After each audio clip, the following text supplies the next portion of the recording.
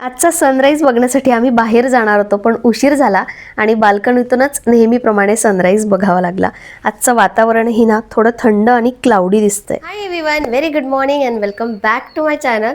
रियांश गेलाय शाळेत आणि कालच आम्ही ठरवलं होतं की तो शाळेत गेल्यानंतर गाडी काढायची 8 दिवस झाले, म्हणजे मागच्या रविवारपासनं गाडी काही काढली नाही आणि प्रॅक्टिस सारखी पाहिजे आहे, म्हणून आम्ही चाललोय आता कसारसाई डॅम्पला. सकाळी सकाळी जरा जाऊन येतो. तरी 7:15 वाजून गेले आहेत. 8 वाजता जायचं प्लॅनिंग होतं, पण रियांश गेल्यानंतर मग चहा बाकीचं सगळं थोडंफार आवरणं. तरी मी घरातलं काहीच आवरलं नाही आहे अजून, सगळं तिकडून आल्यावर करेल. पहिले आता जाऊन येते. ॲक्च्युली फर्स्ट टाईम जेव्हा गेले होते ना अश्विन, तेव्हा मस्त सनराईज बघण्यासाठी गेले होते, पण आता काही एवढ्या सकाळी पॉसिबल नाही आहे. आणि त्यातल्या त्यात रियांश पण नाही आहे आमच्यासोबत, त्यामुळे जायचं की नाही जायचं असं सगळं चालू होतं. पण त्याला यायला 3 वाजतात आणि 3 वाजता आल्यानंतर मग त्याचं जेवण आंघोळ सगळं करता करता संध्याकाळच होऊन जाते. त्यामुळे संध्याकाळी गाडी काढायची की नाही हा पण प्रॉब्लेम होतो. म्हणून चला म्हटलं की जाऊ दे, त्याच्यासोबत आपण नेक्स्ट टाईम कधीतरी जाऊ. पण आता जस्ट फॉर असंच की चला काही जास्त काम नाही आहे म्हणून जाऊन येतो. सो चला. मागच्या वेळी आलो होतो तेव्हा ऑलमोस्ट संध्याकाळ झाली होती आणि आत्ता आलोय तर सकाळ सकाळचं वातावरण ना खरंच खूप वेगळं असतं. आणि मागच्या वेळी सुद्धा आम्ही याच रेस्टॉरंटमध्ये आलो होतो तेव्हा सगळेजण होतो आणि मोठी स्पेस आहे, एकदम शांत आणि एकदम मस्त वातावरण.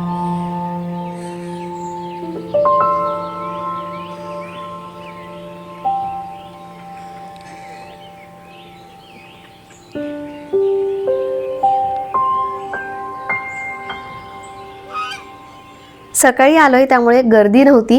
काही कॉलेज स्टुडंट होते जे मस्त एन्जॉय करत होते, बोटिंग करत होते, फोटोज वगैरे त्यांनाही बघून छान वाटलं. आणि काही आमच्यासारखे असे कपल आले होते जे शांततेत वेळ घालवतील, बोलता येईल. कधी कधी ना हे शांत वेळ किंवा ही स्पेस पण खूप महत्त्वाची असते, घेतला पाहिजे हा पण स्वतःसाठी वेळ.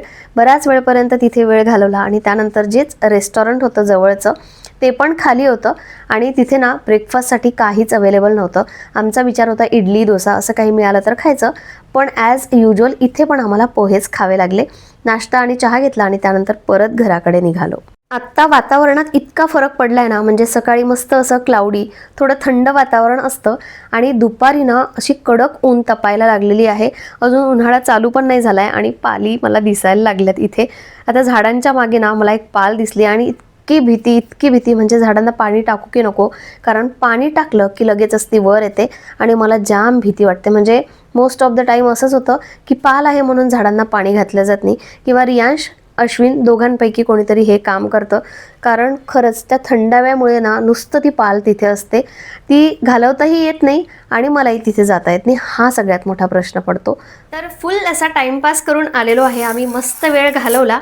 आणि आपलं कसं आहे, आपल्याला असं वाटतं की दोघांनी वेळ घालवावा, दोघांनी कुठेतरी फिरायला जावं, मूवी, किंवा खूप वर्षापासून खूप दिवसापासून आपण हे केलेलं नसतं. छान वाटतं, पण त्याच वेळेला आपल्याला ना बरोबर आपल्या मुलांची आठवण येते की जसं आमचंही झालं. रियांश असला असता तर आम्ही हे केलं असतं, त्याला डग बघून किती मजा आली असती. तो नव्हता, आम्ही बोटिंग पण नाही केलं. असं वाटलं की तो असला असता तर नक्कीच बोटिंग केलं असतं. सो अशा सगळ्या गोष्टी घडतात. पण नेक्स्ट टाईम आम्ही त्याच्यासोबत जाणार ना तेव्हाच बोटिंग करूया असं ठरवलं आहे. तर बघू आता. पण मजा आली, बराच वेळ घालवला, नाश्ता केला, मस्त फिरत फिरत आलो.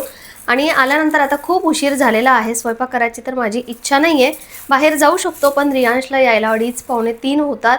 सो तो आल्यानंतर किंवा तो येईपर्यंत थांबणं काही शक्य नाही आहे. म्हणून म्हटलं चला स्वयंपाक भाजी चपाती असं पूर्ण सगळं केल्यापेक्षा ना काहीतरी राईसचा प्रकार करूया. तर मी आता पनीर मटर पुलाव किंवा मग साधा आलू मटर पुलाव असं माझं प्लॅनिंग आहे. पनीर आणलं तर पनीर त्यात मी शेवटी पण टाकू शकते, म्हणून आता साधा अगदी सिंपल राईस पहिले शिजवून घेते. तसं तर एकत्र शिजवू शकतो, पण माझा मोकळा तेव्हाच होतो जेव्हा मी वेगळा शिजवते, म्हणून 50% शिजवून घेते. आणि संध्याकाळी कुठे असं जायचं प्लॅनिंग नाही आहे. काय होतं, रियांश येतो 3, 3:30, 4 तर त्याला जेवेपर्यंत वाजतात. मग संध्याकाळी निघायचं म्हटलं की खूप लांब जाऊ शकत नाही, किंवा मग ट्रॅफिक वाढतं, त्याचा पण विचार करावा लागतो. सो बघूया, रात्री संध्याकाळचं संध्याकाळी. आता जेवायची तयारी करायची आहे. सो चला, पनीर पुलाव और मटर आलू पुलाव जो काही बनेल तो सगळ्यात शेवटी झाल्यानंतर मी तुमच्याशी शेअर करते.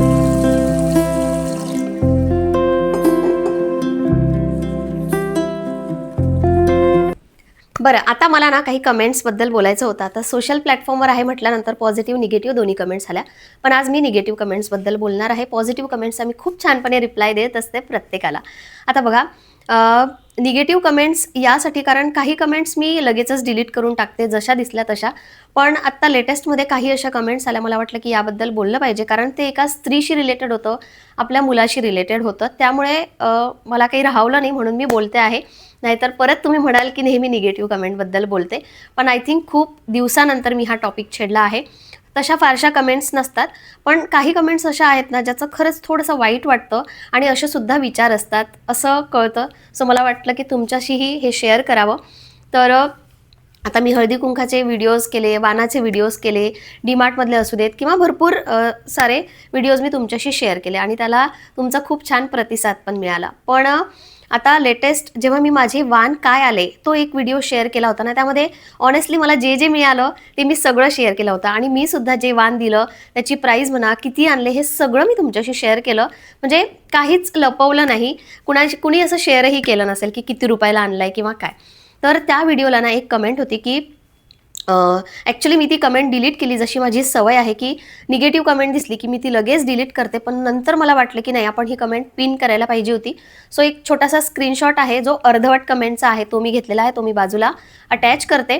तर ती कमेंट अशी होती की सगळ्यांनी किती महाग वाण दिलेले आहे आणि तू मिनिमम 60 रुपीजचा 60 रुपीजचा बासमती राईस असेल आणि तू फक्त 19 रुपयाची डब्बी दिली, जी एरवी कोणी घेतही नाही. रिलायन्समध्ये ती तशीच पडून असते. सगळ्यात आधी तर ती 19 रुपयाची डब्बी आहे ना, खूप कामाची आहे, मस्त क्वालिटी आहे आणि रिलायन्समध्ये ती अवेलेबल नसते, डीमार्टमध्ये सुद्धा अवेलेबल नसते, इतकी त्याची डिमांड आहे.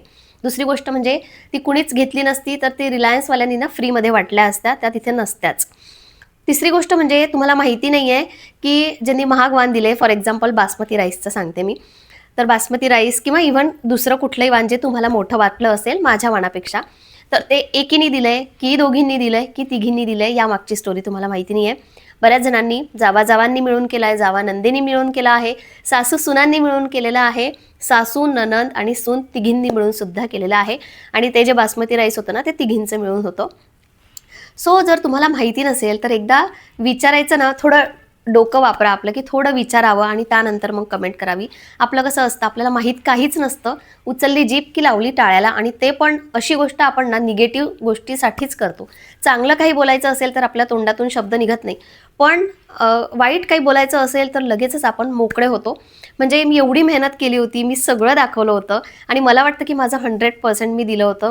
ते वाण आणण्यापासून असू देत, माझ्या घरचा प्रोग्राम असू देत, गेम्स ठेवणं, स्नॅक्स बनवणं, बाकी सगळं. आणि मला नाही वाटत की एवढं गेम्स वगैरे कुणीच ठेवले नव्हते. पण मी प्रयत्न केला होता की चला मला काहीतरी वेगळं करायचं आहे. आणि ऑनेस्टली मी किती रुपयाचं वाण आणलं हे सगळं मी तुमच्याशी शेअर केलं. पण काय होतं, अशा ज्या बायका असतात ना, अशा बायकांना दुसऱ्यांना जज करायची खूप जास्त सवय असते की इनी असं केलं, तिने तसं केलं. त्यामुळे सगळ्याच बायका त्यामध्ये, म्हणजे सगळ्याच बायकांचं नाव येतं आणि एका बाईमुळे मग सगळ्याच बायका खराब आहे किंवा बाईची सवयच असे आहे, बाईच बाईची दुश्मन आहे, असं कितीतरी आपण बायकांबद्दलच ऐकत असतो. पण ते फक्त अशा काही बायकांमुळे. पुणे ब्लॉगिंग प्रिया असं त्याचं नाव आहे. आय डोंट नो चॅनल आहे की नाही आहे, व्हॉटेवर. पण खरंच म्हणजे अशा बायकांना ना, मला वाटतं की दुसरी काही कामं नसेल किंवा आयुष्यात यापुढे काही करू शकत नसतील म्हणून नुसतं दुसऱ्यांना काहीतरी म्हणायचं, जज करायचं, फक्त एवढी कामं आहेत. यातून मला फक्त एवढंच म्हणायचं आहे की आपण एखाद्याबद्दल चांगलं बोलू शकत नाही तर वाईटही बोलू नये आणि इतकं तुटक बोलू नये की समोरच्यानी जी मेहनत केली आहे ना त्याचं म्हणजे थोडंसं वाईट वाटतं की खरंच मी मनापासून केलं आणि तरी बायका अशा जज करतात. पण या बायकाच वेगळ्या असतात, त्यांची लेवलच वेगळी असते, त्यांना दुसरी कामं नसतात असं मला वाटतं. ही एक कमेंट. त्यानंतर दुसरी कमेंट ना, ॲक्च्युली निगेटिव्ह नाही बोलणार मी त्याला, पण मला वाटतं की बघा, मी रियांशबद्दल सांगत असते की तो आमच्यासोबत येत नाही किंवा नाही म्हणतो, त्याला आमच्यासोबत आत्ताच यावंसं वाटत नाही, अजून तर तो लहान आहे. मोठं झाल्यावर मुलं तसेही येत नाही आणि यात काहीच चूक नाही आहे. मुली तरी एक वेळ येतील, पण मुलांचं असं आहे ना, थोडी मोठी झाली, 8वी 9वीत गेली ना की आपल्यासोबत ते खरंच येत नाही कुठल्याच कामासाठी. त्यांचं लाईफच वेगळं असून जातं. अभ्यास, शाळा, एखादा गेम असेल किंवा वेगळी त्यांचं जरा वेगळं स्पेस होतो. तर मी रियांशबद्दल असं बोलत असते की तो आमच्यासोबत येत नाही, अजून तर लहान आहे, आत्ताच येत नाही, मोठा झाल्यावर तर मला अपेक्षाच नाही आहे. तर आता व्हिडिओ मला आठवत नाही, पण त्यासाठी सुद्धा एक कमेंट होती की तू तुझ्या मुलाला खूप लहान बनवून ठेवलेलं आहे, एवढे लाड आणि एवढं लहान बनवून ठेवू नकोस, तुझ्या लाडामुळेच तो अजून लहान आहे, त्याला काहीच समजत नाही. आणि पूर्ण कमेंट मला आठवत नाही कारण मी ती सुद्धा कमेंट डिलीट केली होती. पण मला असं वाटलं खरंच 10 वर्ष म्हणजे इतकं मोठं होतं. हां, त्यात हे पण ॲड होतं की 10 वर्षाची मुलं खूप मॅच्युअर्ड असतात, त्यांना खूप समजतं.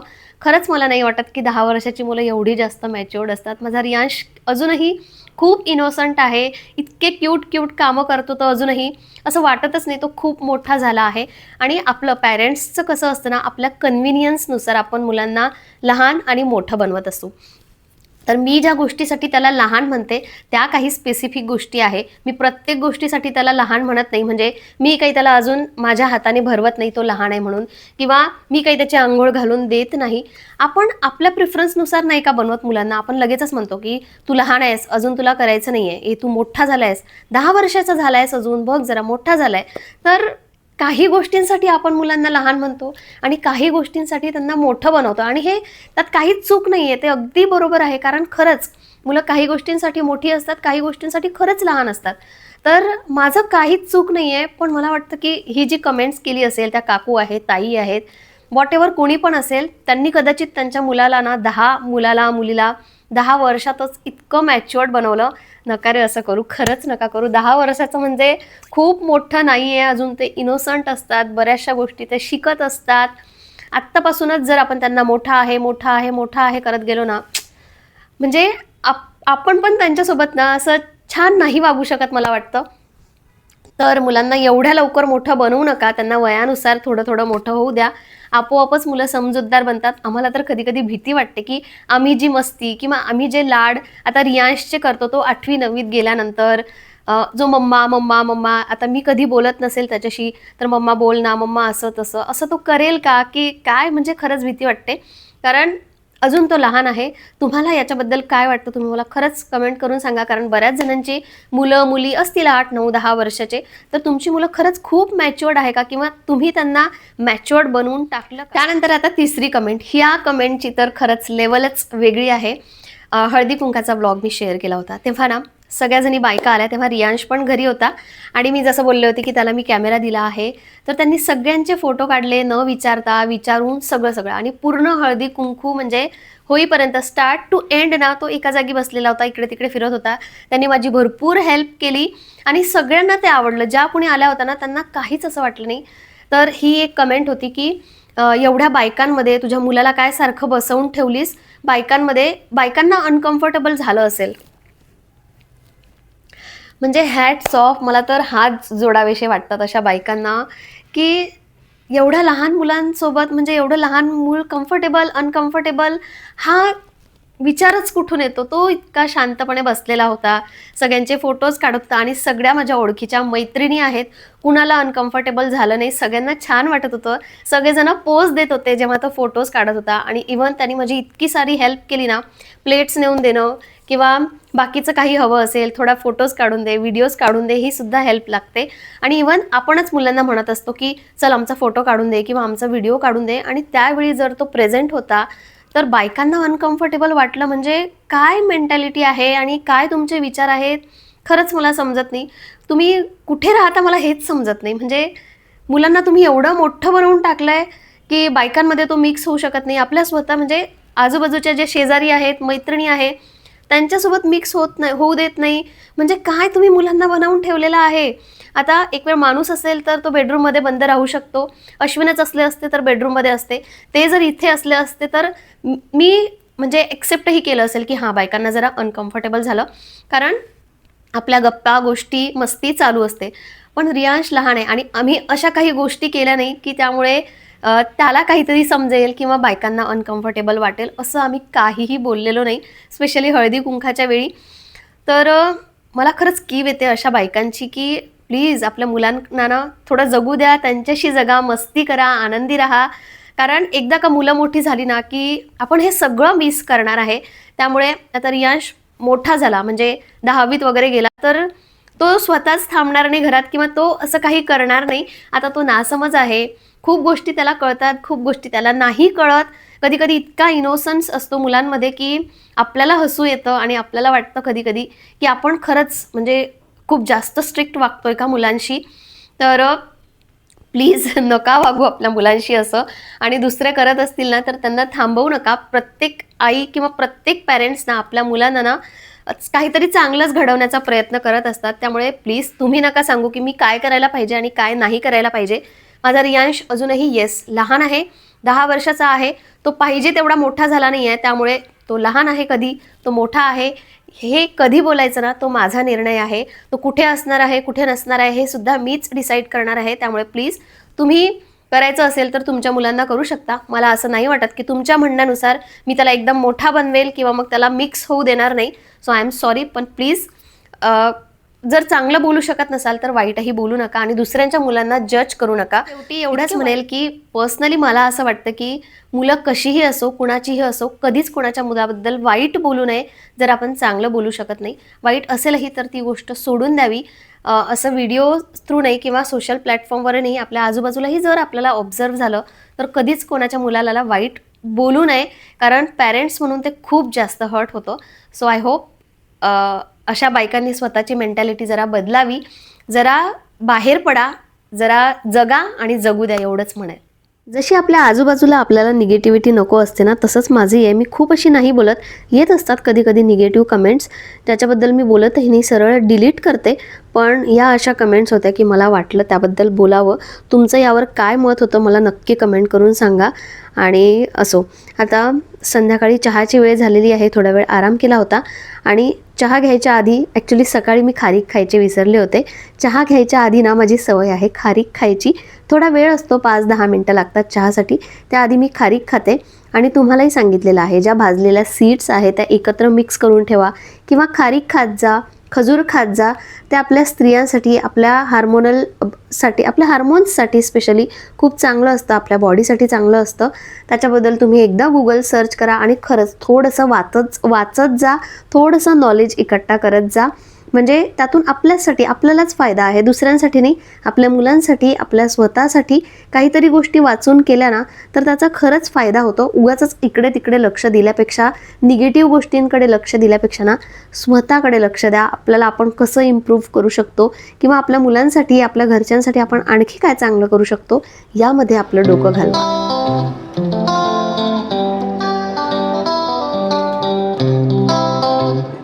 संध्याकाळच्या वेळी फेरफटका मारण्यासाठी परत बाहेर पडलो आणि सगळ्यात आधी पेटपूजा केली. वडापाव सगळ्यांचाच फेवरेट आहे, तर सगळ्यात आधी वडापाव खाल्ला आणि एका ठिकाणी जायचं होतं तिकडे जाऊन आलो. आणि ही जी लेन आहे ना मस्त वाटतं, म्हणजे इथे सगळे सिनियर सिटीजन बसलेले असतात, त्यांच्या गप्पा गोष्टी हसणं सगळं चालू असतं आणि छान वाटतं ते पण बघून.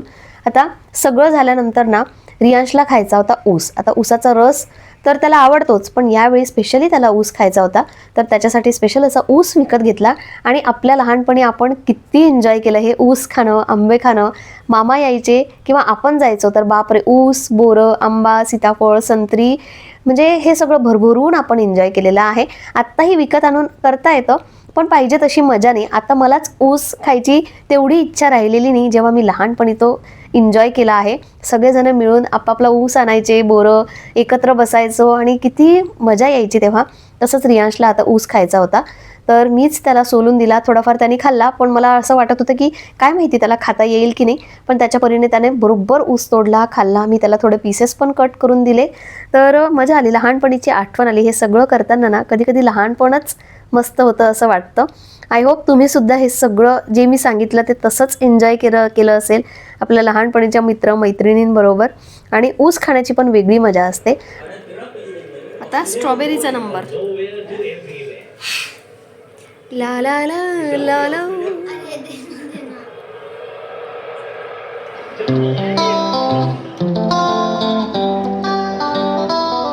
चला आता डिनर झाल्यानंतर मी थोडीशी प्रिपरेशन करायला बसली. टी व्ही बघताना आपण नुसतं कधीच असं बसत नाही, काही ना काही छोटी मोठी कामं चालू असतात.